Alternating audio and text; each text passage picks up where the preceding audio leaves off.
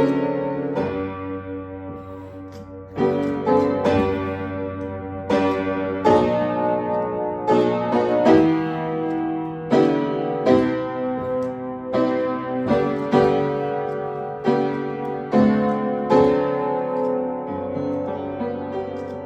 welcome back to Homestead Ranch. I gotta keep adding the ranch to it. Glad to have you guys back on the channel. I wanted to do a quick video today to address a question we had this weekend on incubators. But before I get to that, I wanted to show you here just a piece of my study. This is like my own private personal little space. I've got musical instruments in here. I've got a St. Patrick's Day tree. I've got books galore. I've got photos on the wall. I got Patsy Cline, George Strait, old records, just the whole 9 yards. It's funky. You can see the old green chair behind me. It's just stuff that I like. And you can tell by that bright blue back there, the sign says yippee-ki-yay. Everything's Western in the house. Every single thing is Western, and that paint is electric blue. I guess I lost my mind. I don't know. But I enjoy it. It makes me cheerful. So welcome back to the channel. This is just where I come. I've got a little desk here where I study, literally like a study, or if I'm reading a book, I got the chair. I've got all my happy things right here. This is kind of just my abode. So in the bookshelves that I've got, I have all information of anything that I've ever kept. Gardening books, Foxfire books, personal books I read, cookbooks, all that. And I also keep information from anything that I have ever bought that pertains to homesteading. And that includes package inserts for any big ticket item. And the question was that I had Friday, I believe, what incubator do you recommend?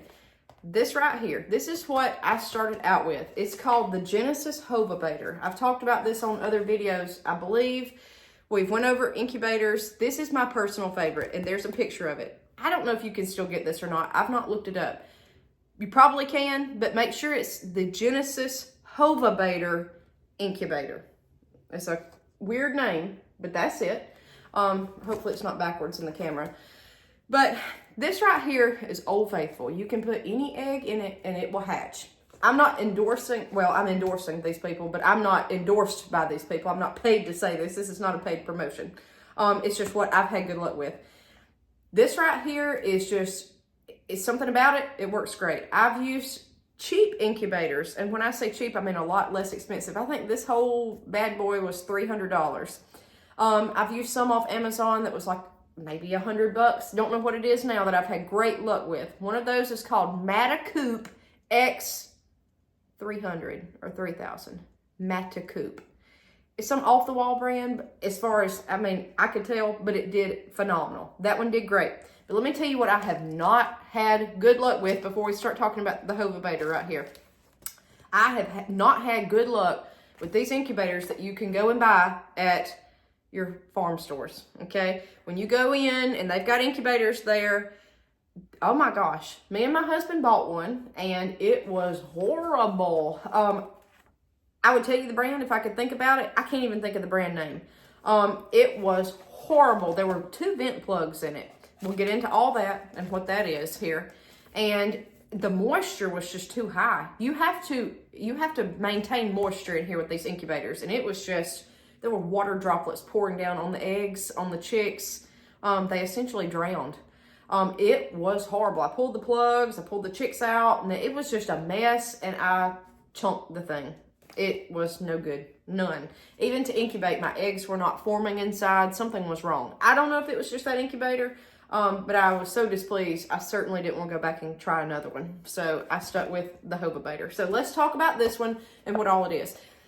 I'm going to give you good points and the downsides of it as we go through it. This Homestead, now when you spend $300, you're thinking, well, you know, it's going to be state of the art. And it is as far as it works. But this is actually a styrofoam box. If you are wanting to incubate chicken eggs, quail eggs, turkey eggs, whatever egg of poultry, you can use a cooler. You can use a styrofoam cooler and put a light in it, really, or some kind of heating mechanism. You got to heat it up. That's fire safety. Be careful with that. But some people's had luck. One person I know personally threw an egg out on a compost pile out in the open, and it hatched. Sometimes nature just works. I mean, sometimes it does without us having to interfere in it. But this is a styrofoam box. I don't like that because the more you handle it, especially a woman, if you have nails, I don't keep nails, just any, you know, your fingernail will dent into it over time, so it'll get weathered and worn. That doesn't bother me, but just be careful. You know, if you've got kids or you've got dogs or whatever, they may want to chew on this box. You have to keep it up out of the way. This is not a plastic box. Now, the one I bought from the farm store was a hard plastic box, very rigid with styrofoam on the inside. So for cleaning this, it's tough. It's not a slick surface. Stuff doesn't wipe off. And if you have ever hatched eggs, you'll understand.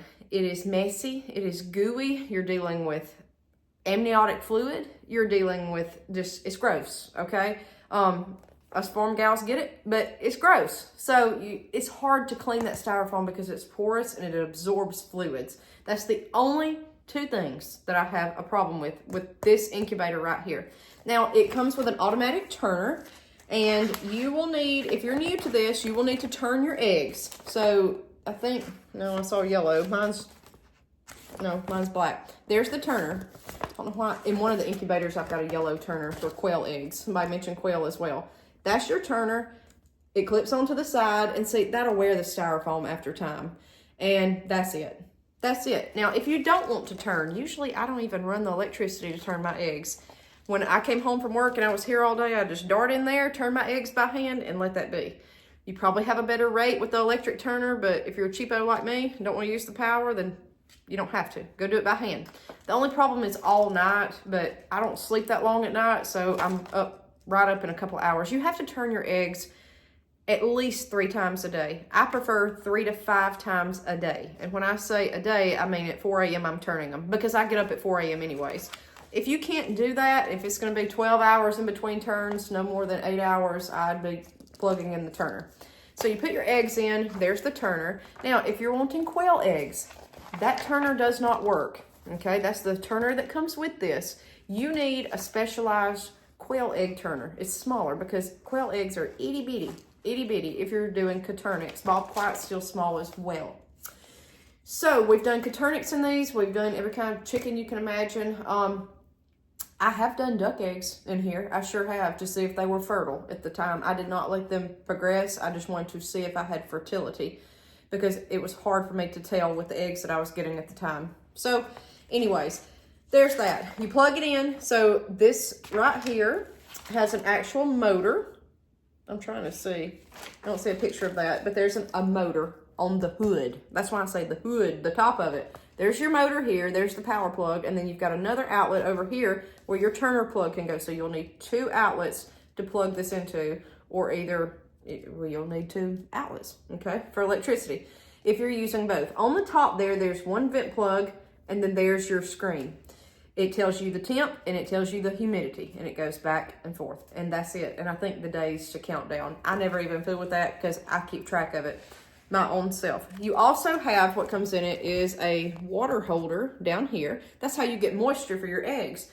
Artificially incubating, you have to add water inside the styrofoam box, and it tells you how much to have. Like chickens is 1 until lockdown. Then the last 3 days, you have to fill up 1 and 2. You have to bump up that humidity to get those chicks to want to hatch since they're fully grown. This all, guys, go back and look at my videos about incubating eggs. I've done a plethora of them, and if I hatch any this spring, I'll post a video for you guys to follow. But that's what comes with a Homestead. So it looks like you're not getting a lot for your money, but it does work. I personally recommend it. The only thing I don't like is the styrofoam. But I always forget every year. I still know, like now, I can talk to you about it, but I have to go back through here and read, like, okay, what does my humidity need to be? What does my temp need to be? It tells you all this. So always keep any insert on a big ticket item. This right here says for most bird eggs, see, some are a little bit different. Temperature range between 99.5 to 100 degrees Fahrenheit. And it tells you how to adjust it, day counter reset, all that. It tells you to mark your eggs X and O. I show you guys that all the time. Humidity and hatching. I'm trying to see now, if you are watching me, we got people all over the world. If you live in a high humidity climate, it says it may be necessary to use smaller troughs for setting and hatching. For instance, number 2 for setting, then 2 and 3 at the end of the hatch. So you've got the biggest weird thing here. That's number 1 for chickens. 2 is a little bit smaller, 3, and then 4 is the smallest. I think you can even hatch maybe reptile eggs in this. I don't know. People may do that, okay? Ooh. But they have a different humidity. That's why all this is available to you. But if you live in a high humidity climate, you may want to use the smaller tray, or just do like I've done before. If your humidity's running high, and it'll tell you, just put a little bit less in there. The one thing I would get, bar none, is a turkey baster. You can siphon the water up and then pour it right down in that, okay? Without disturbing all your eggs and all that good stuff. So I would definitely get a turkey baster with any incubator that I buy. Just a regular Walmart, dollar store turkey baster. Plastic plunger back here, long plastic pipe to siphon that water in and out. Because sometimes you may get too much in there. You don't want to have to take all your eggs out and all that. You may notice your humidity is like 95%. You can put that nozzle down in there and siphon it out, and you're good to go. It's so easy. But this is what I recommend. And on the back, I'm going to tell you this. I've seen quail, chickens, and ducks. I have those 3 questions the most on hatching eggs. And those 3 we're familiar with. But a lot of people have geese. A lot of people have emu eggs. That's a thing. Ostrich eggs, all that. Peacocks. People do that. Even here in rural Alabama, they do that stuff. So on the back, it tells you every creature that you hatch will have a different time, okay, for incubation. So it says here, bob white quail, which are bigger, is 23 to 24 days. But Coturnix is only 17. You go by what this says. This has always done me right, because I tried to hatch Coturnix quail going off the internet, and I think the internet says like 21 days. You go off what this says. If I've told you off this manual, off the Homestead, do it, because I have gotten so messed up before. And that's how people are so easily messed up, because they don't know which information to follow. And why is that important? It's very important because you still have to put all these on lockdown, increase the water in the incubator, and not turn them. Let them sit so they'll get in position and hatch out of the egg. Ducks, 28 days. A Muscovy, that's what I have. I have a Muscovy duck, which is technically not even a duck. It's some kind of tropical bird that's not a duck. I don't know, but they're ducks to me. Their hatch time is 35 to 37 days, but a regular duck is 28, like an Indian runner. Or, a mallard. There's different types of ducks, but the Muscovies are a whole lot different. So you need to look at that. And it even talks about the weight. And that's one thing I've never done. Weight loss, average daily weight. You can actually weigh your eggs to see if they're growing, okay? If you got a set of kitchen scales, you can weigh it. That's dangerous. It'll probably crack or roll off. I wouldn't mess with that, but you can do that. I candle mine. That's the last thing you need. It's an egg candler. A lot of people use a high-powered flashlight, but if you're new to this, you're going to want something that works and works well, so you'll know what you're looking for, because you don't want an egg to explode. I've never had that, and I've hatched at least 1,000 chicks in my duration of the past couple of years, since 2020. It's been 5. This is year 5 since we've done this. Gosh, 5 years. You need a good candler. So what I recommend is Magic Fly handheld candler.